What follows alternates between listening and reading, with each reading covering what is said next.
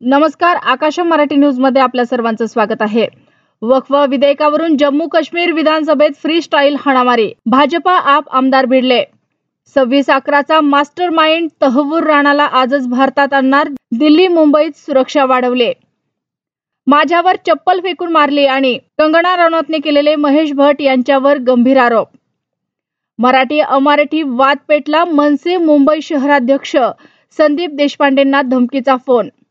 एक मात्र बरं झालं, फोडाफोडी मागे कुणाचा चेहरा आहे हे उघड झालं। रोहित पवारांचा राम शिंदेंवर निशाणा। कारवरील नियंत्रण सुटून स्कॉर्पिओ तलावात कोसळले, एकाच कुटुंबातील 4घांचा मृत्यू। वक्फ कायदा अस्तित्वात, कोर्टात केंद्राकडून कॅव्हेट, 15 एप्रिलला सुनावणी होण्याची शक्यता। अमेरिकेने चीनवर लादला तब्बल 104% टॅरिफ, आजपासूनच लागू होणार, नियोजित बैठका थांबवल्या। शाळेला लागलेल्या आगीत मुलगा जखमी, पवन कल्याण यांना मोदींचा फोन, घटनेचा व्हिडिओ व्हायरल। कर्जदारांना हवीहवीशी घोषणा, वाढत्या महागाईवर रिझर्व्ह बँकेचा स्ट्राईक, होम लोन होणार आणखी स्वस्त।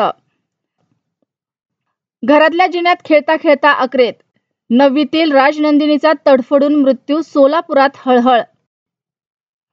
बाबा सिद्दीकी यांचा जीव घेणारा सूत्रधार सापडला, भाजप नेत्याच्या घरावर हल्ला, कारवाईत झिशांत सापडला।